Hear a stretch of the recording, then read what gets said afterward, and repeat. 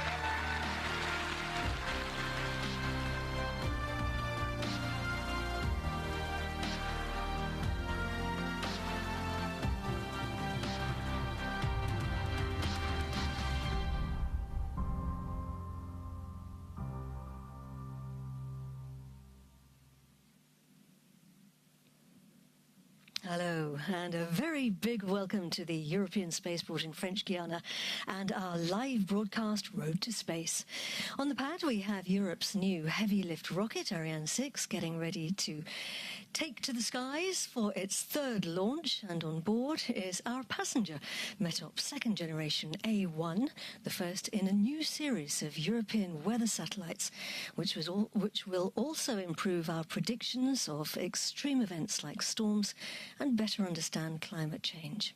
It carries 6 instruments on one satellite, including Sentinel-5, to analyse our atmosphere as part of Europe's Copernicus Earth observation programme. Now, we are about 16 kilometres from that pad, overlooking the Mission Control Centre. Indeed, that's actually our view from the commentary box. I'm Katie Haswell, and joining me is Vincent Baudel, who is our rocket expert from Arianespace. It's great to have you with us, Vincent. Yes, hello, Katie, and hello to everyone. So great and exciting to be here tonight in Jupiter for this new YouTube Live. Now, Vincent and I are going to be with you right through until separation of our satellite, and that's going to be happening in about an hour and a half's time. But we have lots for you between now and then. We'll be discovering our satellite and its 6 missions on board. We'll be finding out about operations across the range, and we'll also be meeting the teams, starting here in Mission Control. We call it the Jupiter Control Centre. There it is on the right-hand side of the screen.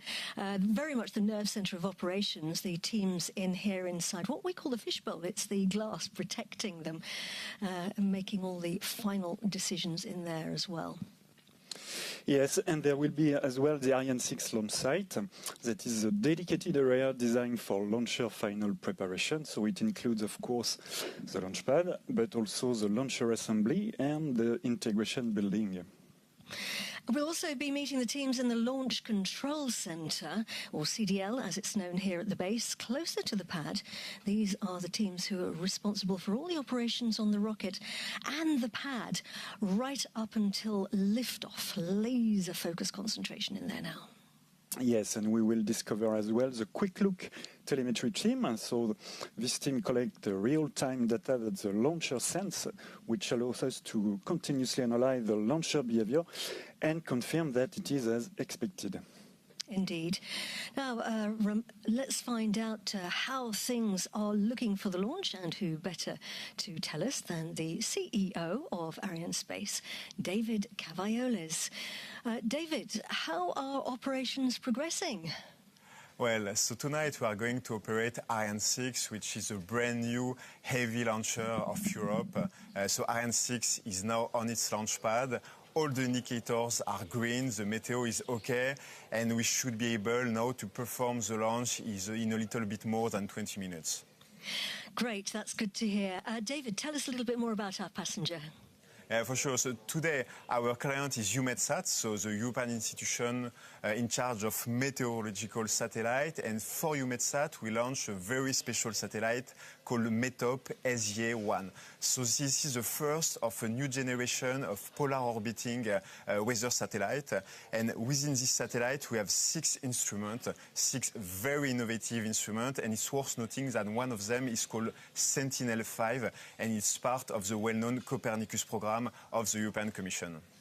Indeed, so a very important satellite, not just for Earth observation, not just for our planet, but for literally for each and every one of us on Earth.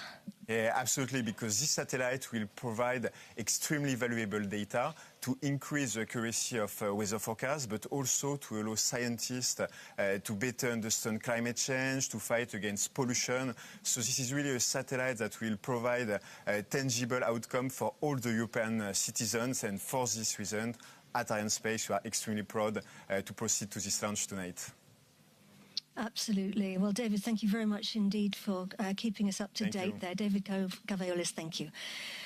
Right, now just a little reminder, if you happen to be watching us on YouTube, don't forget you can click on the bell to subscribe and follow our launches. I highly recommend that you do. It's always nice to see what's going on, and we do have an awful lot going on here at the spaceport.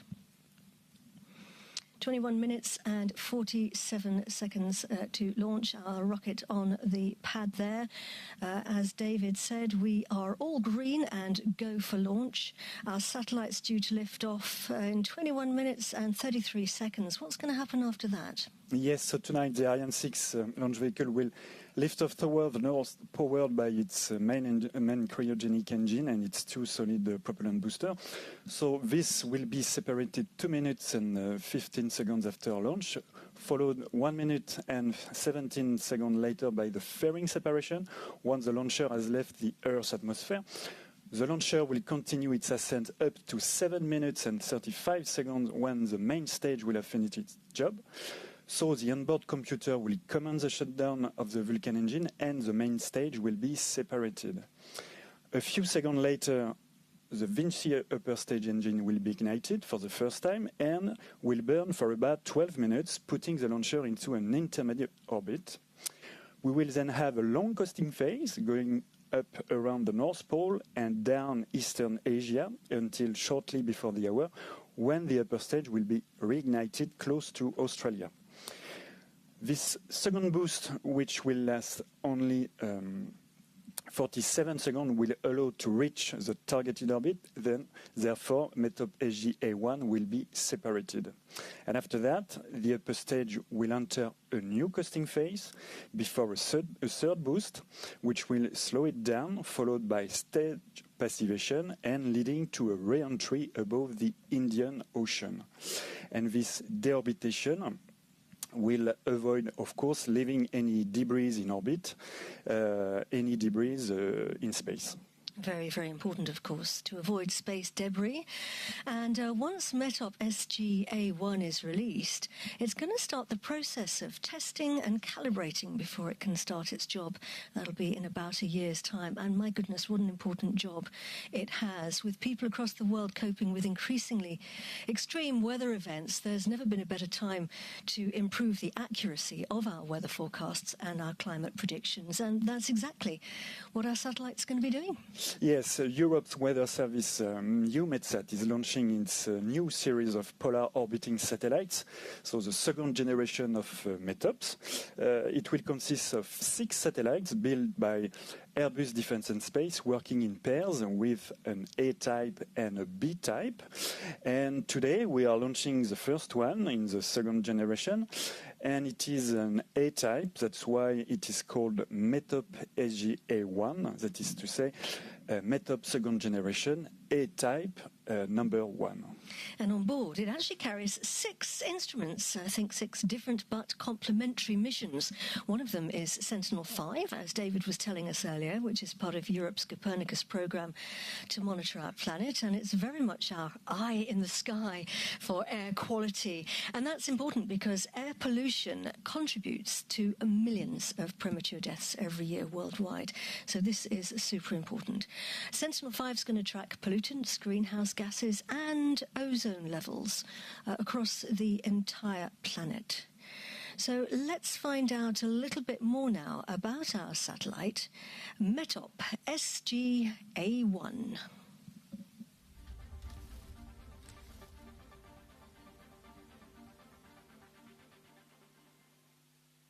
As Ariane 6 lifts off from the Guiana Space Center, it carries more than a satellite.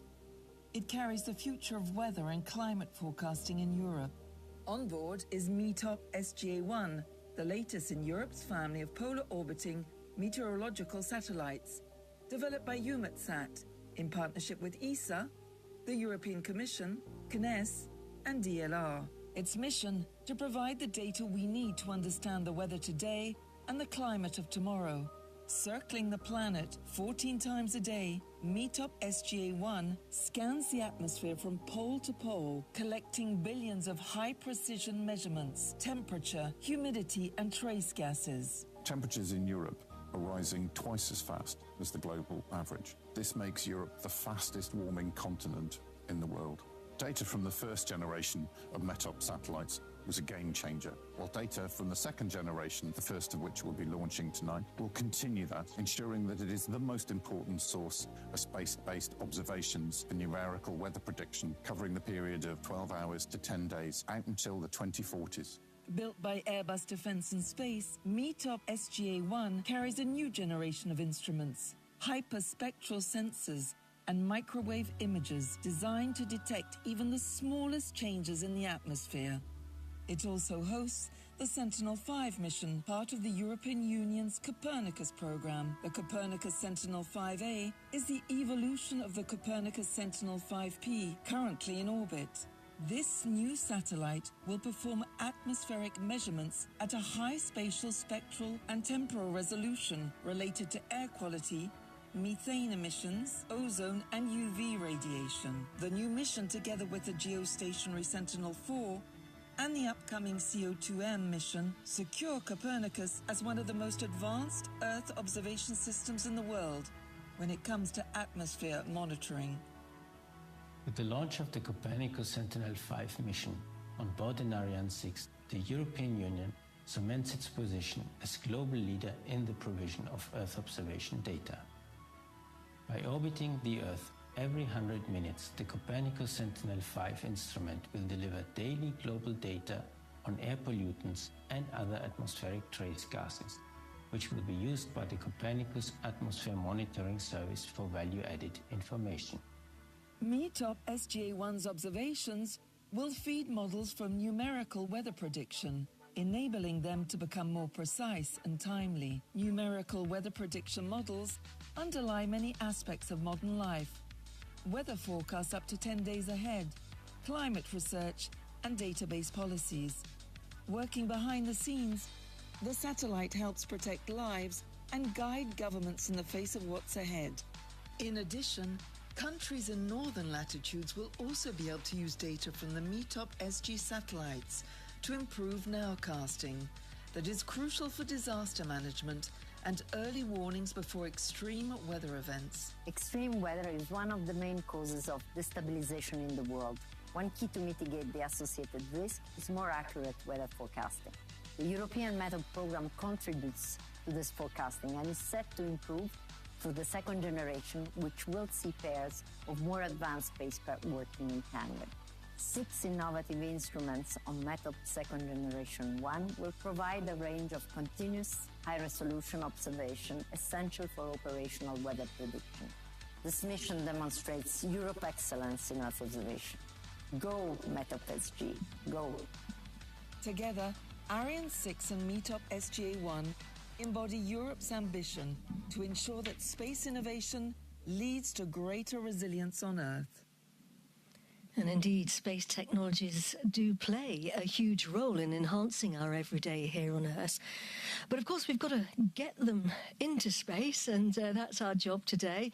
And to do that, we need a spaceport. And our spaceport here at the European Spaceport it's a big place, isn't it, Vincent? Yes, the European Spaceport is a very big place, so nearly 700 square meters. So corresponding to 6 times of the surface of inner Paris, to give you an idea. Yeah, indeed. And we call the whole thing the range, which includes the tracking stations dotted along the flight path. And because everyone's spread out across the range, everyone's got to be looking at the same information. And that's why all eyes are focused at this point before launch on the status panels. You saw them back there in the Mission Control Center. We can see them, but they're throughout the spaceport. And right now the panels are all green. That's a good sign. Yeah. So tell us about the panels then. Yeah, so the status panel shows the live go, no-go status across the base. So, as you said, all must be green for launch to go ahead. And they show the health of 3 main systems across the base. So, of course, the launcher and its ground system. You can see Ensemble de Lancement plus Lanceur. There is as well the satellite, of course, METOP-SG-A1. And a third group dedicated to the range, including the telemetry, the radars, the weather, and of course the safety. And the teams watching over those are in the Launch Control Center. We met them earlier, CDL, as we call it. They deal with everything to do with the rocket and the launch zone. What are they doing right now? Yes, so The Launch Control Center, so the CDL, is where the Arianespace and Ariane group teams are getting the launch pad and the rocket ready for liftoff.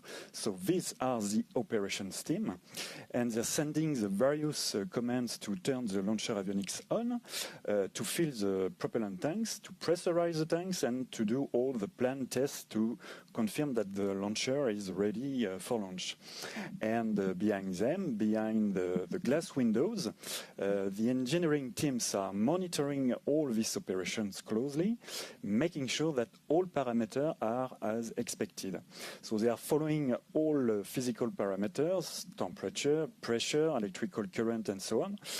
And these teams are working in tandem and in real time with the teams in the Space Code Control Room in Paris, who designed and built the rocket. So they are also monitoring the launch from across the ocean.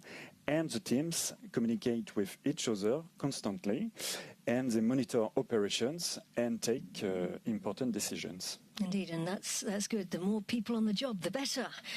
Right, now we had the pre-final weather check, if you like, at T-20, everything green there. We've got the final weather check coming up in 40 seconds at T-10. What kind of things do we have to look out for? Yes, so first we need to monitor the high altitude winds, so between 10 and 20 kilometers. So we need to make sure the wind speed and direction are below a certain limit, not because the launcher could not withstand it, but for safety reason in case of launcher malfunction. And we need also to monitor the risk of lightning during the ascent to avoid being hit by lightning, which could harm the launcher avionic. We monitor storm clouds, and on the ground there is not such a problem because we have 4 lightning masts, as you can see on the screen. So 4 lightning masts to protect the launcher while sitting on the pad. And we use a weather balloon, don't we? Yeah, we use weather balloons carrying instruments that send back information on atmospheric temperature, pressure, and humidity. And we use as well sensors around the launch base and along the coast for the wind and for the lightning. And the weather status panel is green, so that's good news. We go for launch. We've had some very clear skies in the last few days here, so fingers crossed for a very beautiful launch tonight. 9 minutes and 14 seconds to go. Here on the pad, we've got various things we can look at. You mentioned the lightning towers. Have a look at that great big building behind the rocket. It's called the gantry, and it's got various jobs, but the rocket is actually, it was protecting the rocket before the launch, and it's actually built on great big wheels, isn't it? It's rolled back just before launch. Yes, so the gantry, the mobile gantry, so it is a very huge structure, so 8,200 tons of metallic structure, so it weighs about the same as the Eiffel Tower. So it's built on wheels, and it rolls back just before launch. It travels very slowly along a set of rails at 7 meters per minute. So 90 meter high and 40 meter large, and 120 meters rolled back. Very big. Now, this was some weeks ago, the operations to prepare the so the cryogenic stages of the launcher arrived in French Guiana on the brand new cargo ship called Canopée, which is also powered by wind. So they were then transferred to the spaceport, and launcher operations started with the horizontal assembly of the main and upper stage in the launcher assembly building, followed by several verification and checks. Mid-July, the integrated core stage was transferred to the launch zone on an automated guidance vehicle, and once it arrived on the launch pad, it was vertically tilted, lifted up inside the mobile gantry, and accurately positioned on the launch table. And of course, the 2 boosters were then transported to the launch pad, and of course integrated onto the main stage. After that, our passenger, METOP-SG A1, arrived in French Guiana in mid-June. The spacecraft container was transferred to the preparation facilities, where it was unloaded in the clean room. Some inspection, checks, and health tests were run. Then the spacecraft was transferred to a special hazardous clean room where it was fueled. The combined up started with the mating of the spacecraft on its fly adapter. The spacecraft stack was then transferred to the final assembly building where it was integrated on the Ariane 6 launch vehicle adapter. And after final cleaning and checks, the two half fairings were positioned around the spacecraft and finally assembled. The satellite and fairing stack was transferred to the launch zone by road, and once arrived on the launch pad, the composite was hoisted inside the mobile gantry and integrated on top of the launcher, an operation completed last Wednesday. And about 9 hours ago, the mobile gantry was rolled back. Indeed, to reveal our rocket.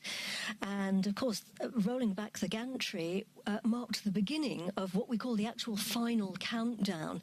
There have been lots of operations, haven't there, in these last 9 hours or so? What are the highlights? Yes, so after the gantry was removed, all the propellant lines were flushed to avoid any leftover humidity in preparation for the cooling of the lines, and then the start of fueling, which started around 6 hours before launch. In parallel, there have been electrical checks and harmings, getting the telemetry and radars ready.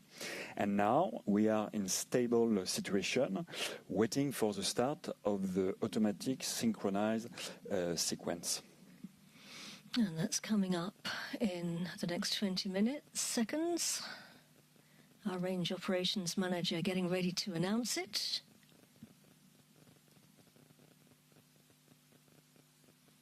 He's picked up the phone.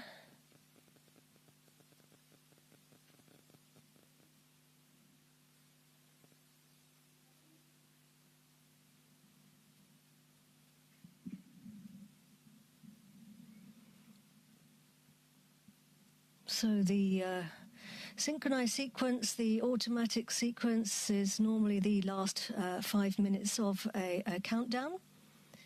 So far, we have not actually received yet a confirmation that that has been triggered. We're looking at green status panels.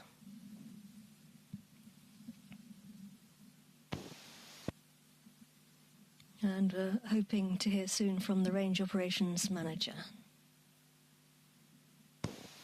À tous de DDO, séquence finale lanceur passée à H0 moins 5 minutes. Okay, so we have...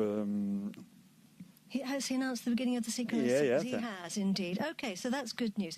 The last 5 minutes of the of operations, and lots going on during this time. Lots of very, very detailed operations and very fast timed to the millisecond. Yes, and all those operations are very precisely timed, combining system checks and pressurization of the cryo tanks, activation of different systems and valves.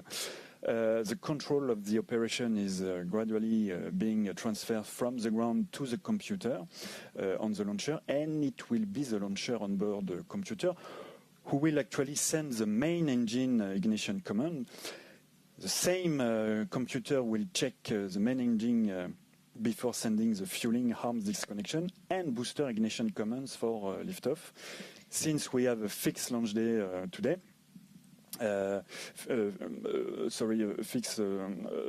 launch today, without a launch window. If we have a stop for any reason, we will need to postpone the launch. So we're looking here at our rocket on its pad. Just a couple of thoughts about the ignition sequence. We're going to switch the Vulcan engine on before we switch on the boosters. Yes, 7 seconds before liftoff, the Vulcan engine is ignited. That allows to check it is running correctly, smoothly, before we ignite the boosters. And let's just briefly tell people about the cryogenic arms, Vincent. You can't see them here, but actually once we get another shot of the rocket, there we've got a great view of them, those yellow arms. Yes. So they're clamping onto the top of the rocket, and they are feeding cryogenic fuel into the top of the rocket, very, very ultra cold. Yes, so the cryogenic arms, so 13 meters long and 20 tons. huge mechanical arms connected to the launcher to ensure the fueling of the upper stage, with liquid hydrogen and oxygen at extreme temperature going up to minus 250 degrees. And they also enable to maintain a constant pressure in the tanks and the stability of fluid inside the launcher up to the liftoff time. And feeding the same cryogenic fuel into the bottom of the rocket. You can't see them at the moment, but if we change the shot, we might see the big tanks going in there. Yes, we do the exact same thing on the main stage, so the lower stage. We have the MANG fuel connection, but this time with massive system called MANG installed on the table, so 10 meter high and 100 tons. Getting close now to the 1 minute mark. À tous aux DDO, attention pour moins une minute.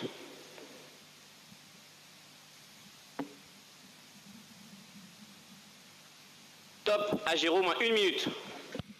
We are 1 minute to launch. Our very best wishes now to all the teams. Good luck, everyone. Bon voyage. Ariane 6 and METOP-SG 1 with Sentinel-5.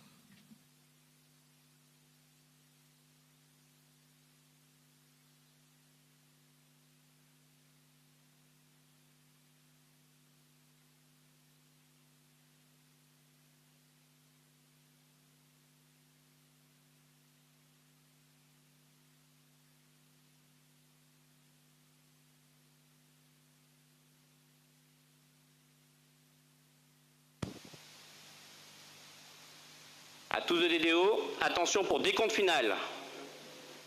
10, 9, 8, 7, 6, 5, 4, 3, 2, 1.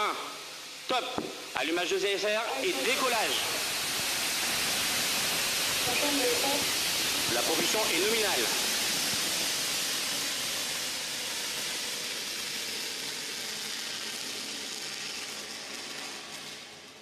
Pilotage calme, paramètres à bord sont normaux.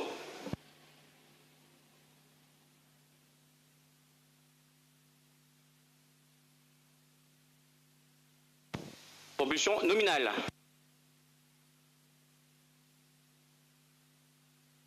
Les paramètres à bord sont normaux, la trajectoire est nominale.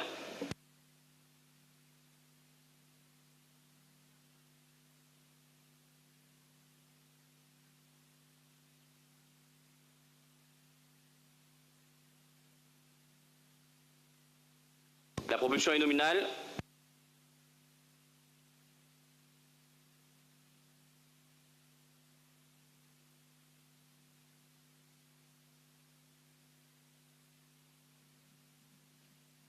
Paramètres à bord sont normaux. Passage ultrasonique. On board the third Ariane 6 rocket. Blazing a trail across the night skies here over the Guiana Space Center, the European spaceport in French Guiana. They have started their journey. Pilotage calme et passage de la pression dynamique max. We are hearing that the pressure is calm, everything is going well. And we are looking here at two boosters, Vincent. They're doing all the work right now, aren't they? Yes, we can see the two boosters. So we are in the booster phase. So the mass of the launcher on the pad, 535 tons. So to lift off, you need more thrust than weight. So we need 900 tons of thrust, and the booster are providing nearly 90% Début de booster ESR, paramètres à bord normaux. He's telling us that everything is going Pilotage well. calme. Everything is normal. Getting close now to... We should see, actually, those boosters being jettisoned on our cameras. We'll see two dots kind of moving away from... We're looking there, I think, at probably the engine on the main stage.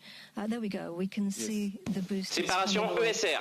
And we have confirmation, and that's what it looks like. The two boosters falling away there. La propulsion est nominale. Yeah. So lucky we've got incredibly clear skies.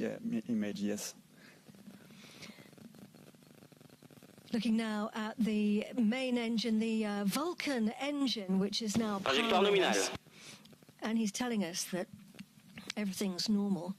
Right now, the next thing to be jettisoned will be the fairing. That's the top, the nose Manœuvre cone enroulée en of the cours. rocket. Tout est nominal.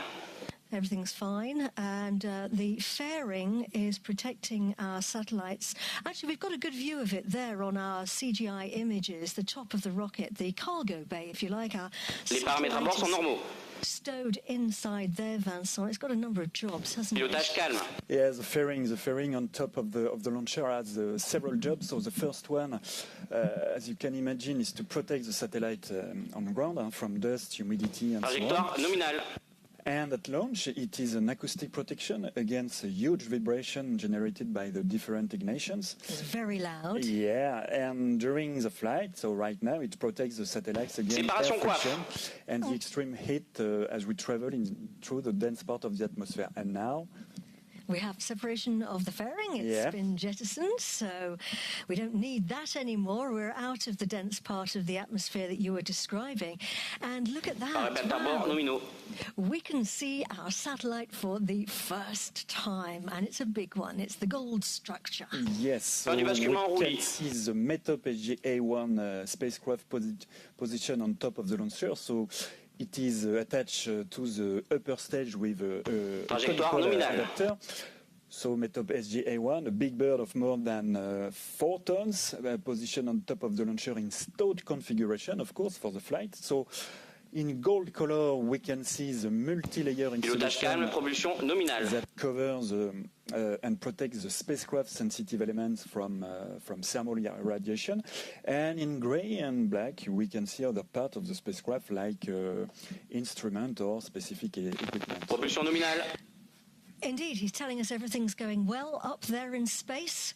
And yeah, those instruments, we have 6 different instruments on board. Let's tell you about them. If we go clockwise from the top right, everything's going well. Yazi, next generation, giving us profiles of temperature and humidity, also giving us information about the gases in the atmosphere. Yes, and just below, the RO, that is to say, it listens to how the signals from navigation satellite like GPS and Galileo bend through the atmosphere to map temperature, humidity, and pressure. And then below that, we've got MWS, the microwave sounder. Now that's able to see through clouds, giving us information about temperature and humidity, as well as snow and ice. Yes, and on the other side, we have the 3MI, which is, that is a new way of monitoring the tiny particles, the aerosol high in the atmosphere associated with the formation of clouds. And just above, Sentinel-5 that will gather data about our atmosphere and air quality as part of Europe's Copernicus Earth Observation Program. Indeed, and then, right at the top on the top left-hand side is MET-Image. It's a visual and infrared imager giving us high-resolution images which are very useful for... He's telling us the propulsion is normal, very useful for looking at the clouds, and the land surface is also useful for looking at sea ice and the surface of the oceans. So 6 incredibly important instruments all packed on board one satellite bristling with technology. And our satellite METOP-SG A1 is a great example of teamwork and European excellence. Pilotage calme, propulsion nominale. In observation from space, it was built by a consortium of different industries led by Airbus Defence and Space. Now, a quick word about trajectory. Top right-hand side of your screen, the green line is the planned trajectory, and the white cross is our actual position of our launcher. So, we are burning, Vincent, the main stage. It's that whopping great big tank of fuel in the middle of the rocket. Yes, we are at the end of the main stage flight. So, the main stage, 33 meter high, a mass of 23 tons, and fueled with 154 tons of cryogenic propellant. Yeah. And he's just confirmed there that we've switched the main stage off. Séparation LLPM. And we have separated it and jettisoned it. Premier allumage Vinci. And we have ignition, our first ignition. Tous les paramètres à bord sont normaux. Vinci upper stage, and everything is going according to plan. So yes, now we've really gone into the next phase of our flight. The upper stage has taken the baton. Its job is Orbite atteinte avec section Vulcain nominale, les paramètres à bord sont normaux. Everything's going fine. Everything's going according to plan. Its job is to deliver its Pilotage passenger calme. to its required destination in space where we can drop it off. And to do that, it's got the engine on it, which is the Vinci. Yes, the engine. Vinci. So the upper stage is equipped with the Vinci engine. So Les paramètres à bord sont normaux. two ignition of the engine will be necessary to reach the separation orbit. So and now we are in the first boost of this upper stage engine for a duration of 700. Premier allumage APU. Les paramètres à bord sont normaux. 15 seconds. That is to say, a little bit less than 12 minutes. And he's just announced that we've switched on a new thing called the APU, a new device. Yes, the APU, an innovative new device on the Ariane 6 upper stage. So it performs a number of critical functions, La propulsion est nominale. including helping with engine reignition and enhance Pilotage finally, calme, tous les the paramètres à bord sont normaux. versatility of Ariane 6. Our flight path takes us, as you said earlier in the show, Vincent takes us up over Trajectoire the nominale. North Pole, heading up towards the Caribbean, and we'll be going past Canada, up over the North Pole, and then we'll be coming back down the other side past Southeast Asia, and we will be separating our satellite over the new Norcia tracking station, which is in southwest Australia. The CVI teams there, the quick look telemetry teams, focusing hard there. Can see Galileo, that was our tracking station. Pilotage calme. Tracking us. Paramètres à bord sont nominaux. Here at the Guiana Space Center, we're now going into the range Acquisition de la of télémesure par la station de Bermude. the Bermuda tracking station, so we're checking in there and saying hello to the teams in Bermuda. Trajectoire nominale, paramètres à bord normaux. Satellites do all kinds of important jobs. That's why we need rockets. Changement de régime APU nominal.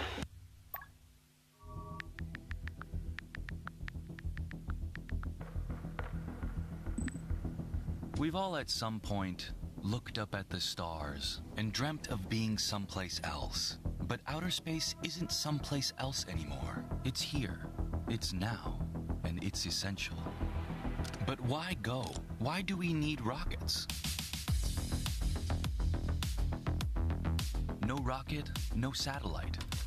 And without satellites, a whole world goes dark. Pilotage calme, propulsion nominale, tous les paramètres à bord sont normaux. Telecommunications, Earth observation. Everything uses space today. Farming, climate monitoring, energy, Trajectoire security. nominale. Space makes life better here on Earth. Satellites guide tractors, forecast cyclones, monitor air quality, connect remote regions to the internet, Pilotage and calme, expand propulsion nominale. access to education, healthcare, and the economy. Satellites launched by Arianespace connect the world. Each mission brings our world into sharper focus and more within reach. Tous les paramètres à bord sont normaux. For any of this to work, we need a gateway to space, a precise trajectory. That's what Ariane 6 does. It is built to adapt to every mission, from low Earth orbit to deep space, to single payload, dual payload, or ride-share flights. And it all begins Pilotage at the calme, Guiana propulsion Space nominale. Center, Europe's spaceport. That's where Ariane 6 takes flight. But launching a satellite isn't just pushing a button. It's a high-precision, high-complexity, tailored mission. That's where Trajectoire Arianespace nominale, comes paramètres in. à bord sont normaux. Like the conductor of an orchestra, from contract to orbit insertion, Arianespace adapts to every mission for customers around the world. Governments, space agencies, private companies. And in a world where space has become a strategic domain, Ariane 6 embodies reliability. innovation, and independent access to space. Because satellites launched by Arianespace watch over our lands, our seas, our world. Space is no longer somewhere far away. It's what connects us, here on Earth. Point de visibilité de la station de Galio. Space is closer than ever before. He's just told us that we've gone out of the range of the tracking station of Galio, but we are now in Bermuda's range. So, yeah, it is Trajectoire nominale, tous les paramètres à bord sont normaux. Than ever before, but for this rocket ride, we have to go on a bit of a roller coaster. If you look at the top right-hand side of my screen, you can see the trajectory goes up and it's going to go down a bit. Yes, we can see the evolution of the altitude versus time, and at the time being, we can observe a decrease of the altitude in order to optimize and maximize the velocity by taking advantage of the gravity. It enables to maximize the energy and able to optimize the conditions at injection. And so that means that basically we're dropping a little bit in altitude now so we can pick up speed and climb higher and higher later in the flight. Here on a hill outside the spaceport is a very important group of people. Trajectoire nominale, tous les paramètres à bord sont normaux. The CVI, the quick look telemetry team, here they are. They're really, really concentrating hard at the moment, aren't they? Yes, so the quick look telemetry team, so located at the Montagne des Pères outside the spaceport. So they're collecting real-time data, which the launcher sends. So this includes the status of the engine, trajectory, and flight control, and they compare the live data from the rocket to what has been predicted. So this allows them to continuously analyze the launcher behavior and confirm that it is as expected. And of course, they can confirm at the end if the satellite is well separated as planned. Trajectoire nominale, les paramètres à bord sont normaux. And the range operations manager is listening on his comms loop. So once they have confirmed the major events, then he calls them out to the rest of us across the range. Now we are 15 minutes into METOP-SG-1's journey to space, and lots of experts are going to be eagerly awaiting the data from it. One of those is the European Centre for Medium-Range Weather Forecasts. Now, when your local weather presenter tells you that it's the third hottest July on record, they're usually relying on data from the Trajectoire nominale, tous les paramètres à bord sont and the normaux. teams there gather information from the satellites and put them into big models. The Copernicus Atmosphere Monitoring Service are particularly looking forward to the data from Sentinel-5 to help them monitor the atmosphere and forecast air quality and climate change.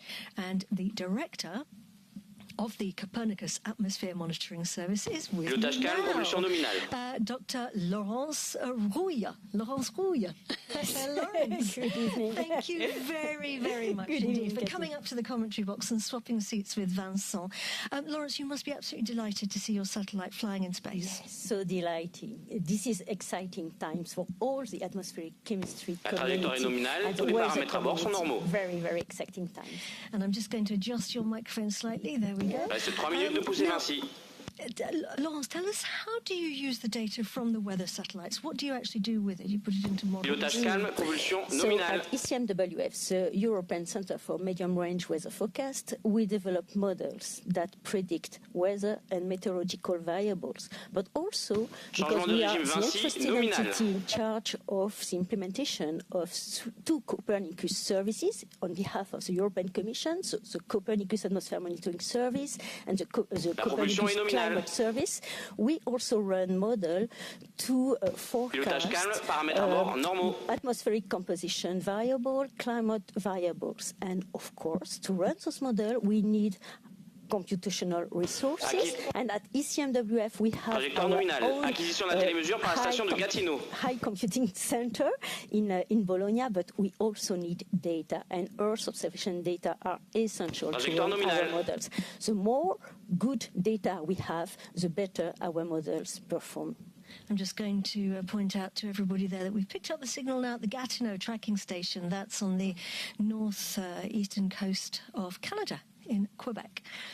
So we're being tracked now by the teams there. So, Propulsion nominale, tous les paramètres à bord sont normaux. And everything's going according to plan. Now, how will this new satellite and the data from this new satellite change things for you and your teams? In fact, this is a wonderful mission because there are, on this satellite, METOP-SG, there are at least 3 instruments that are very important for our atmospheric chemistry community. Sentinel-5, of course, but also IASI-NG and 3MI. And with those, the data monitored by those instruments, we will be able to get new insights about atmospheric composition. I mean,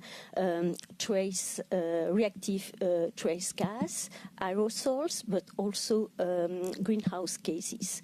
And with that, we will be able to forecast air quality, to forecast air pollution episodes, to monitor air pollution episodes. We will also be able to provide a long historical data set of air pollution, for instance, of air quality, to assess the efficiency of the mitigation strategy, because with historical data set we can see whether the mitigation strategies that reduce emissions worked, and we can also assess and verify the quality of emission data, emission inventories that are reported according to the international agreement or according to the European directive, checking the difference between what is observed from Earth, from space, and what is modeled by our systems.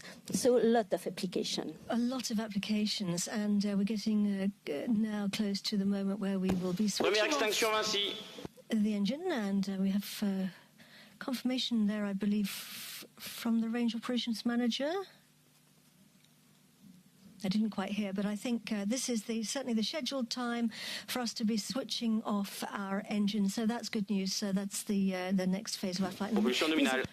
He's telling us that the propulsion's normal. We've now entered what we call a ballistic phase. That's when we are being powered without the engine, so we're effectively coasting without the engine, and that's going to last for about half an hour, and everything's going jolly well on board. Question for you, Laurence. What does all of this mean to you and me, to us in our everyday lives? I hope we will improve the quality of our forecast, air pollution forecast, air pollution episodes forecast, to raise awareness in such situations.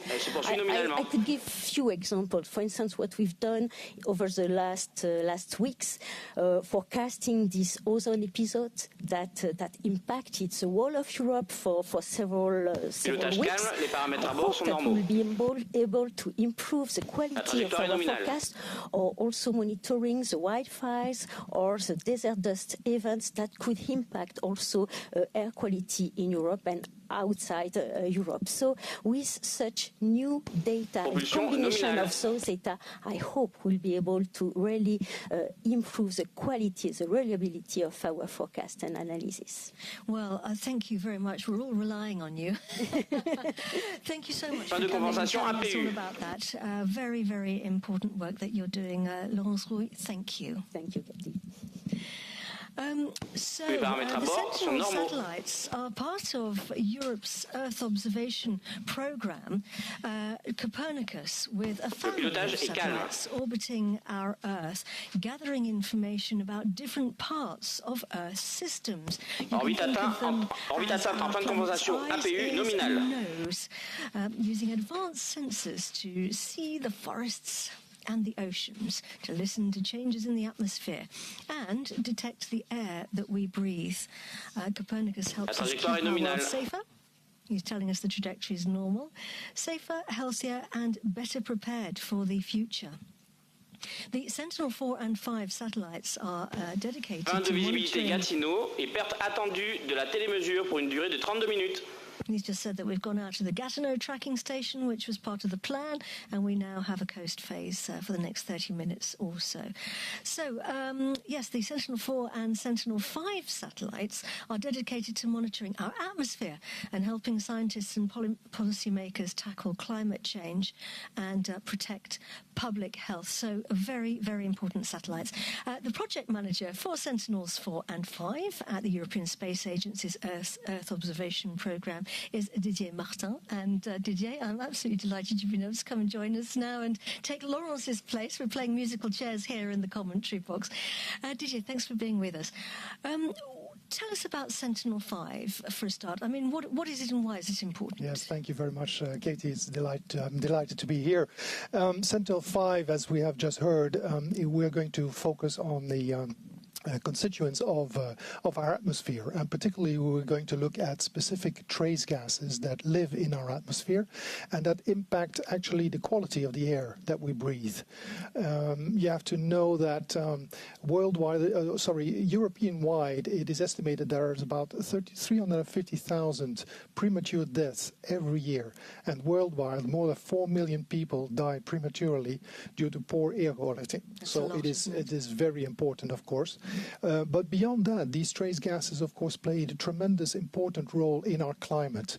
And with the varying climate that we, of course, all notice these days, I don't think that we need to expand too much on the importance to understand our climate, to model it properly. And for that, we need accurate measurements, which we will be carrying out with Sentinel-5. Yes, and it's on its way to its destination there, so it can start its job. You must be feeling pretty good about that. Absolutely, absolutely. I had, when I woke up this morning, I had really a mixed of sets of feelings, but foremost, I would say I feel tremendously proud to be here, but to be part of the Sentinel-5 team. It has been a tremendous team working together for a long time to get this together and to bring this to this point in time today.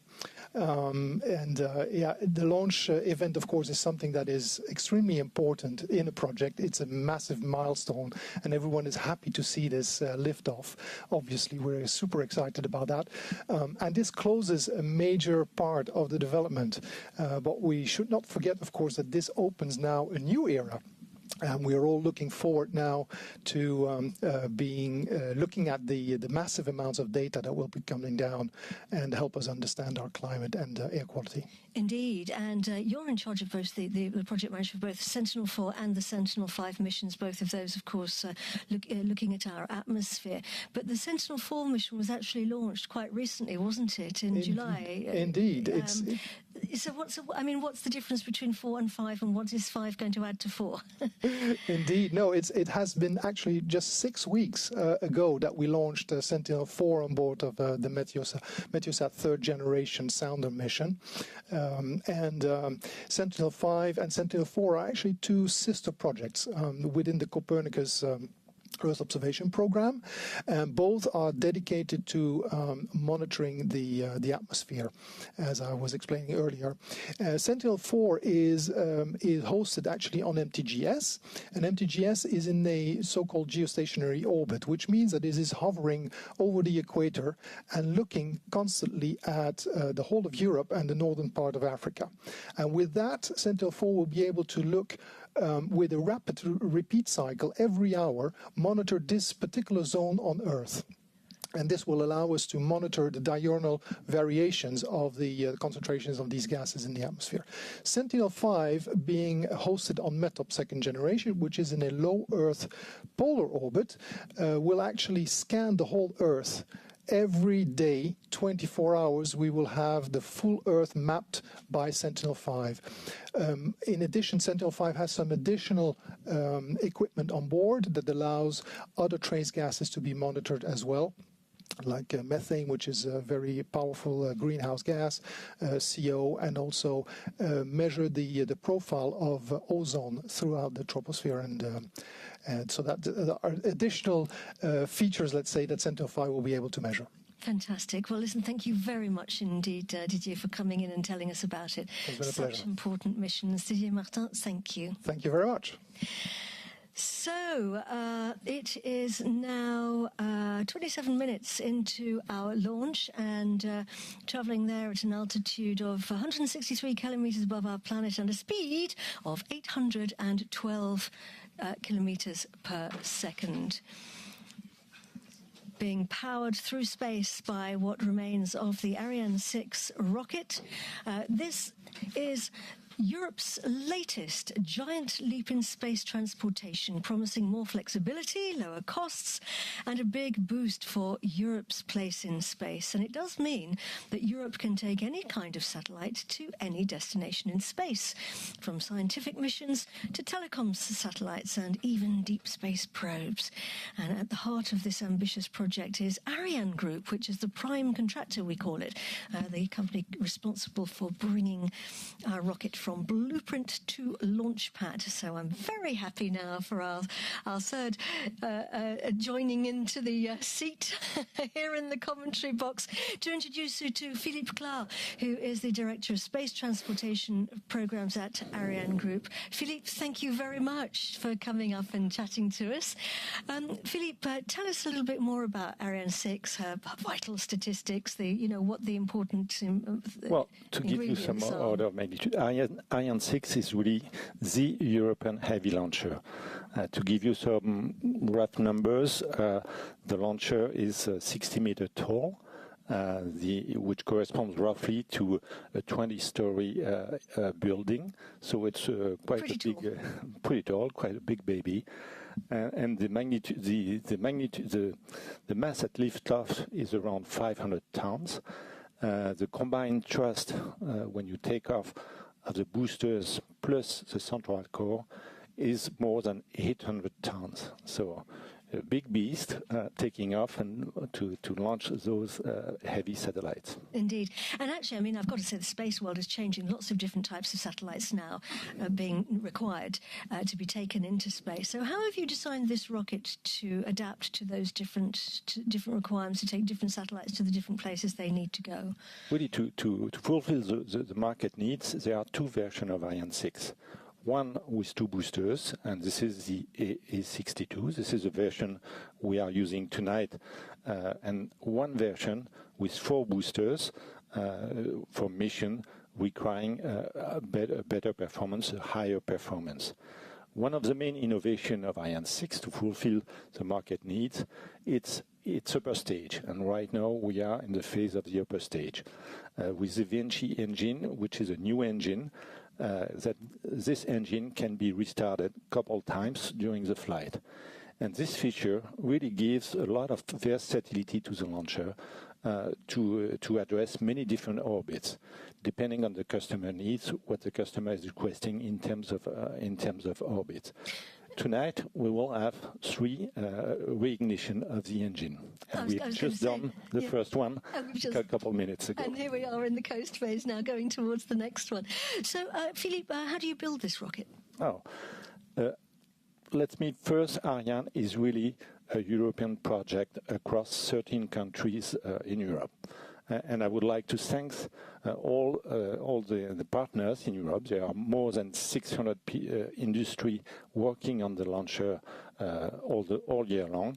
Those 600 companies representing 13,000 people across Europe working on the program. The integration of the rocket is like a giant industrial puzzle, and we at Ariane Group have to align all the pieces to fit all the pieces together at the right time. And the main integration part, the upper stage, is taking place in Bremen in Germany. The central core. The integration is taking place in Les Mureaux near Paris, and once those 2 stages are ready, they are transported by boat here in Kourou using the canopy boat, which is another innovation in the program. The 2 boosters by themselves are really manufactured and integrated here in Kourou. And before going further, I'd like to say hi to my colleagues in Les Mureaux. We have the technical teams over there supporting the team here in Kourou in case of more difficulties. So a big shout out to you guys. So what's next for Ariane 6 then, Philippe? Next for Ariane 6, we're working to an improved version of Ariane 6. It's called Ariane 6 Block 2. with the larger boosters and with an upgraded version for the Vinci engine, which is the engine of the upper stage. And this will provide additional performance for our customer needs in the future. And rendezvous next year for the first flight of this version. Well, you heard it here first. Thank you very much indeed, Philippe. We look forward to that. Philippe Clark, thank you. You're welcome. Right, so we are now going to take a break and come back to you at 10:30 here in Kourou. That's 3:30 in Europe, Central European time. So see you back here then. Don't be late.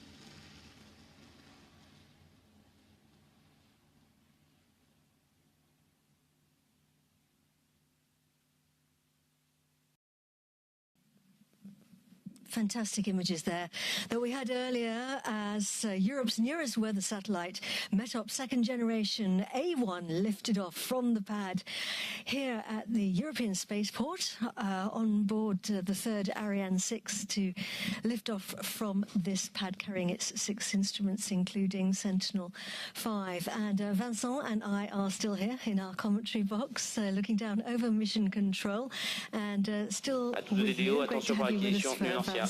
Yes, so we have seen a magnificent liftoff tonight in French Guiana. So 2 minutes and 15 seconds later, the two boosters were separated. There was the fairing separation, revealing our passenger, METOP-SG A1, to the space environment, and a bit less than 8 minutes into flight, separation of the main stage, and the first ignition of the upper stage Vinci engine. Propulsion and nominale, fonctionnement APU for nominal. 12 minutes approximately, then we switch off the engine, and shortly we will switch it on again for the second boost. Indeed, and the range operations manager there has confirmed that we've gone into the tracking station, the footprint, if you like, tracking station of New Norcia, that is in southwest Australia. So there we have that's how it looks up there with the engine switching on, the Vinci engine. And we have that confirmed. The Vinci engine has switched on now for its second burn. The propulsion is normal. Our CGI images showing us exactly what that looks like in space. These are predictions, our images. And piloting is normal. The trajectory is normal, and this is a short boost, Vincent. Yeah. We were on an elliptical orbit, and we need to synchronize it for satellite release. So we need to provide the additional velocity needed, and this is the job of the Vinci second boost that will last only 47 seconds. And as you say, an elliptical orbit, which is of course the shape of an oval. Deuxième extinction Vinci. And he's confirmed there that we've switched the engine off again. So we've effectively shot off one end of the oval and slingshotted ourselves onto a circular orbit. And that was the aim of the game. And everything is going nominally.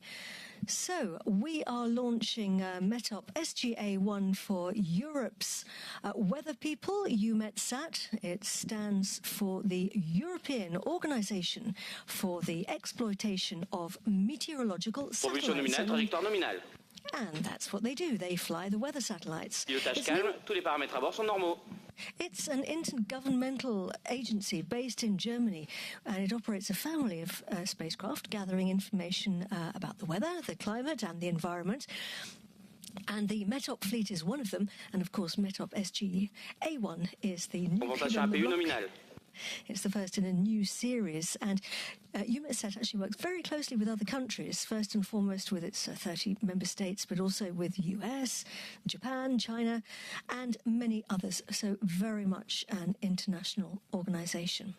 And the Director General is Phil Evans, and he joins me now. Phil, thank you very much indeed for coming into the commentary box. Everything's going really well up there in space. We're getting closer to our drop-off, our delivery, if you like, of your satellite.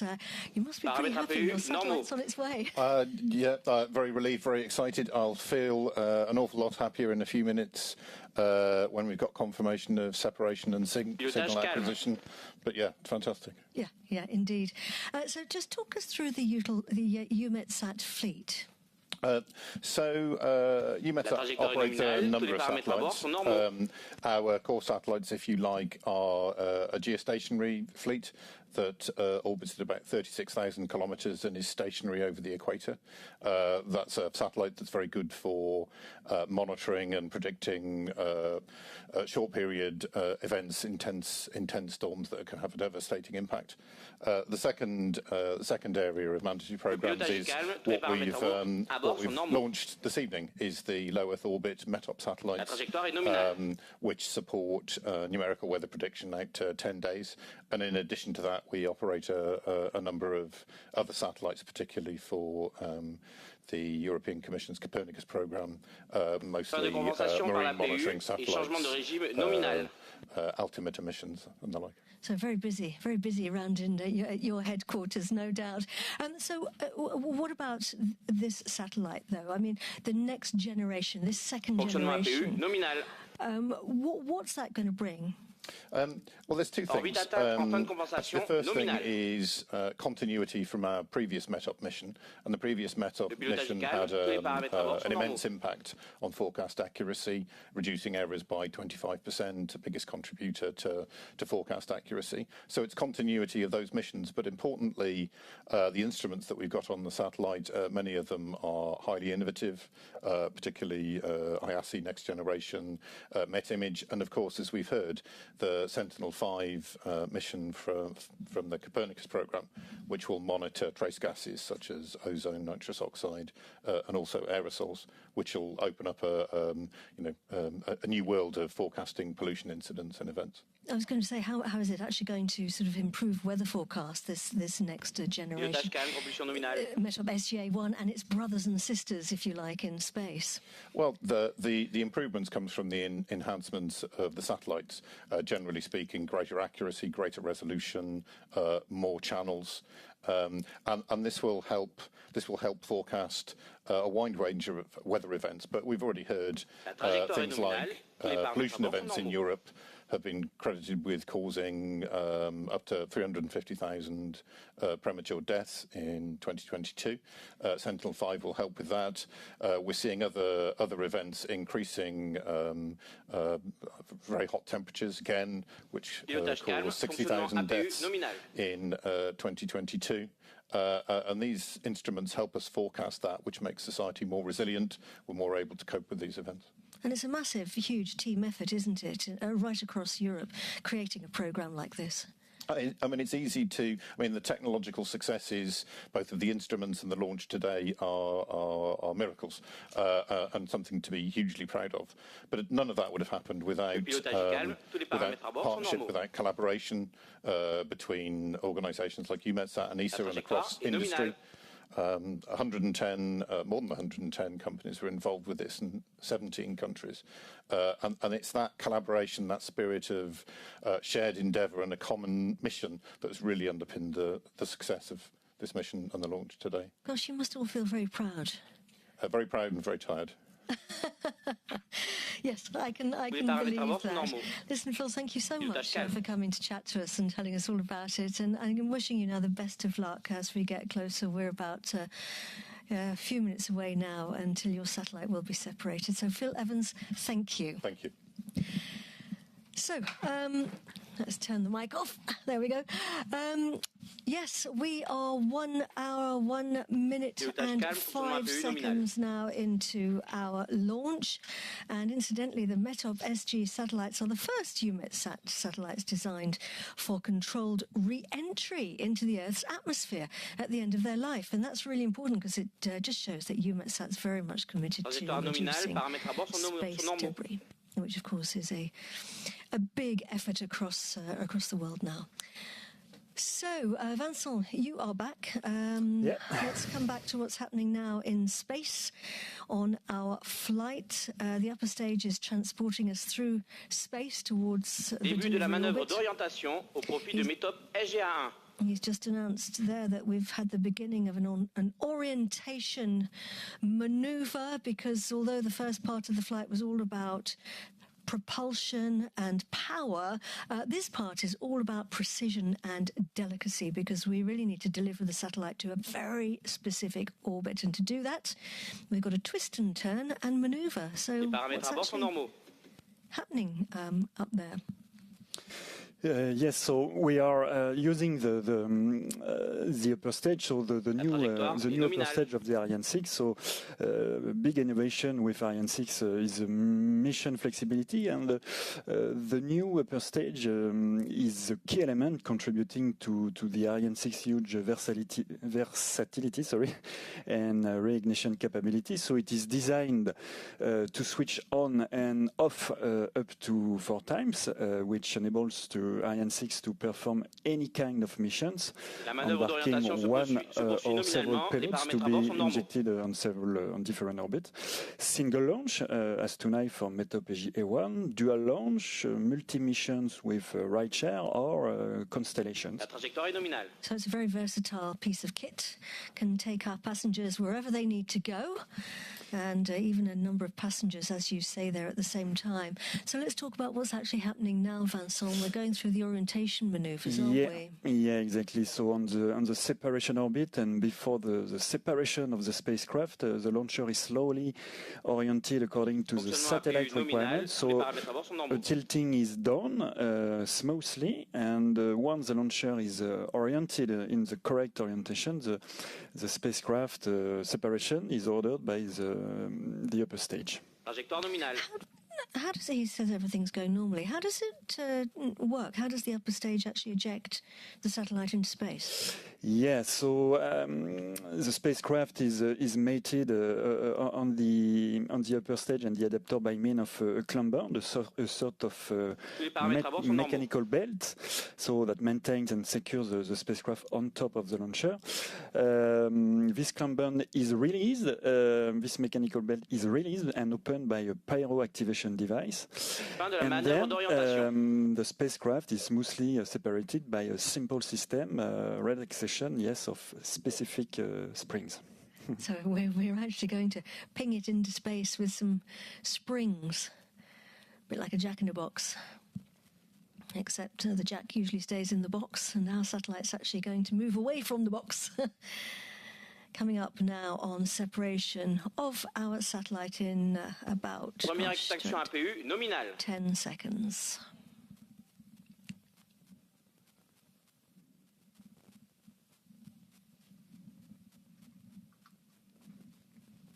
Séparation METOP-SG A1. And we have confirmation. Yeah. Great news. We are looking at some very happy faces L'orbite à la séparation here. METOP-SG A1 est nominale. Nous restons en attente des informations du client sur la télémesure satellite. All the mission control rooms, in the CDL launch control room and in the mission Début de la manœuvre control d'orientation pour le center. boost d'éloignement. And we're going to still going L'acquisition de la through télémesure satellite est confirmée. Les paramètres satellites sont nominaux. And it would appear that we've also received very good news. So we have separation now, so we can see all the teams can relax a little bit now. And I think I've understood as well that we may have had an acquisition of signal from the satellite. I believe that's what I heard. So if that's the case, then that's very, very good news. That means we've called home. So, well, that's wonderful news. Let's go back now. Les paramètres à bord sont normaux. La manœuvre d'orientation après séparation se poursuit. Let's go back now to the flight desk and to the CEO of Arianespace, David Cavalloles. David, you must be absolutely delighted. That was a fantastic mission. Everything went like clockwork. Yeah, no, absolutely, Katie. This is an absolute success. We are relieved. We are delighted. This spacecraft was so important for science, so important for our citizens. It's really great. And today, my first thoughts go to our client, EUMETSAT, but also the CNES, the ESA, the European Commission, the DLR, Airbus, and many other partners. I simply want to say thank you. Thank you for your trust. This is really, really great, and we are proud to work with you. Now, what does this launch mean for Arianespace, David? Well, for us, this is a key milestone because, as you know, we are still at the beginning of the Ariane 6 story. This is the second flight of Ariane 6 operated by Arianespace. This is the second success. So this is really a good way to start the exploitation of this launcher. And now our challenge is to continue the ramp up. In the near future, we'll be launching more and more with the new launch to come quite in a short time frame. But today the priority is simply to celebrate, and I would like to say a big thank you and a big congratulations to all the teams involved. This is a fantastic achievement. Congratulations and thank you. Indeed, congratulations indeed. David Cavallolis, thank you very much indeed. So let's now hear from the Lithuanian commissioner who is responsible for defence and space, Andrius Kubilius. Dear colleagues at the European Spaceport, space enthusiasts, good morning or good evening, wherever you are. This Ariane 6 launch is a big success for Europe. An European rocket with an European satellite on a mission to serve humanity, to monitor air quality and air pollution, to make life on Earth better from space. With cutting-edge technology, the Copernicus Sentinel 5A instrument as part of the METOP weather satellite put in space by Ariane 6 to deliver state-of-the-art data on our atmosphere, showing that Europe is a global leader, both in space and to counter climate change. So I thank the incredibly talented people at the European Spaceport and everyone else who made this possible, because launching a satellite is never a solo mission. ESA, EUMETSAT, Arianespace, and my dedicated teams at the European Commission. Thank you. More is to come. In space, the sky is never the limit. We have ambitious plans for space. Fin de visibilité par la station de Nunancia et perte de la télémesure attendue pour une durée de 29 minutes. Indeed. And it's a very, very important day today, a good day for everybody. Very happy faces there in the mission control room. For some people now the job is over, and for others, of course, the job is just beginning, because we have the spacecraft controllers now taking on their satellite and taking it through its early phases of its launch and early operations. Let's go down now to the mission control room in front of the fishbowl and talk to some of the key players here from the various organizations involved in today's launch. Hello again, Phil Evans, Director General of EUMETSAT, also to Simonetta Kelly, who is the Director of Earth Observation Programs at ESA, and Rüdiger Hartwig, who is the Head of Institutional and German Programs at Airbus Defence and Space, who built our satellite. Starting with you, Phil. Well, this is a good day. You must be very pleased. You said earlier you were going to be happy once the satellite was separated, and now we have that good news. Indeed. Well, partners, colleagues, friends, this has just been a fantastic evening. It's difficult to put into words the significance of the success so far. I mean, firstly, congratulations to Arianespace, and great news for the Ariane 6 program. But this is it's not just a launch, it's a huge leap forward for the meteorological world with the launch of this satellite. A satellite, as we've heard, that's full of innovations that will have a concrete impact on our societies, the people who live in it, will help protect people's lives, will protect livelihoods. It's such a significant event. And the success this evening is a testament to hundreds of technicians, engineers, scientists, project managers who have worked together with a common mission, a common spirit to achieve the launch of this amazing satellite. For EUMETSAT and others, the work will continue overnight and into the future as we test and commission the satellite before going into formal operations. And for us at EUMETSAT, this is the start of a new chapter that will benefit societies in Europe and around the world. A fantastic evening, and congratulations to everyone who's played a role in this. And Simonetta Kelly, Director of Earth Observation Programs at the European Space Agency. Simonetta, this is a very important day, isn't it, for you folk at the European Space Agency? It's a fabulous day for Europe, for everybody, for all the partners who have contributed to this fantastic mission. Today, it's collaboration with EUMETSAT, with the Commission, who's virtually with us, of course, with the industry, with the scientists, with the user communities. We have a new satellite, a new generation, METOP second generation, together with EUMETSAT, testimonying the collaboration that we have since decades together. It's innovation in terms of instruments, 6 instruments on board. It's also collaboration with member states. We have instruments from the French Space Agency, CNES, yes, the next generation. We have an instrument from German Space Agency, METOP-SG. And also, last but not least, we have an instrument in the collaboration with the European Commission, Sentinel-5.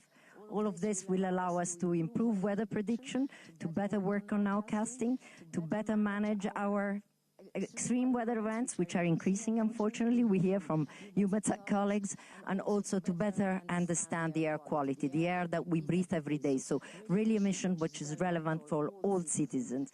Here, big thank you to everybody who has contributed, but in particular to the project teams. I'd like to pay a special thank you to the project team in ESA, of course, of METOP-SG, the project team also of Sentinel-5 at ESA, with the 2 project leaders, but also to industry. I'm here next to Airbus, and in fact, Airbus France has been the project manager for all the METOP-SG with over 110 companies all over the world, and in Europe in particular, and Canada. And on Copernicus Sentinel-5, Airbus Germany has been the leading actor at industrial level with over 50 companies. You see and you understand thousands of people have contributed to prepare this project. The last 11 years of work of people, of teams, and today a little bit an apocal, an EPC moment, as you said this morning, Phil. It's a theater moment, but it's an important one. We look forward the next steps. We look forward the next 5 satellites, and also a great, great big thank you to Arianespace, to Ariane 6, to the success 3rd launch, and many more in the future for all of us and Earth observation in particular. So thanks a lot, and really looking forward to the next steps.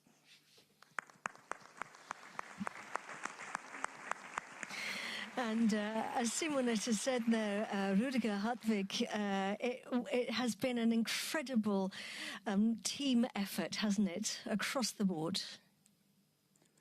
Oh yes, absolutely. We are extremely relieved now. It's more than a 10-year journey on Earth to develop, design and build the spacecraft.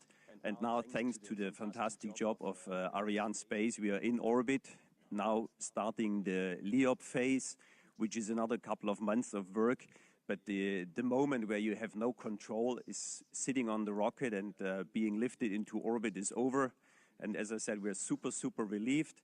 And looking forward now to a very good mission where the instruments can demonstrate the performance. And at the same time, this is already the outlook, next year we will have METOP-B, the sister satellite following, which will be another tremendous effort. And we really hope it will go as well as we have seen this time. Thank you very much, Ariane.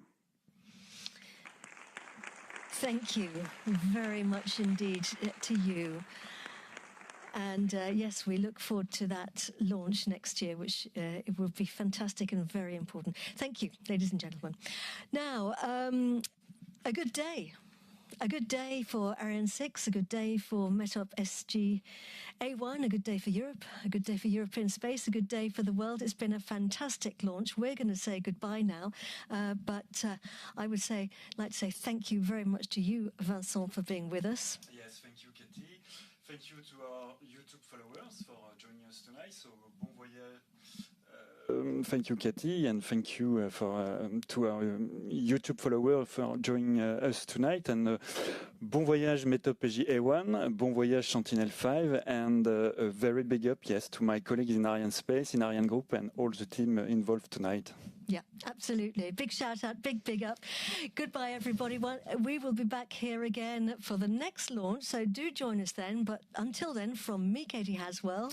And me, Vincent Baudel. Goodbye. Bye.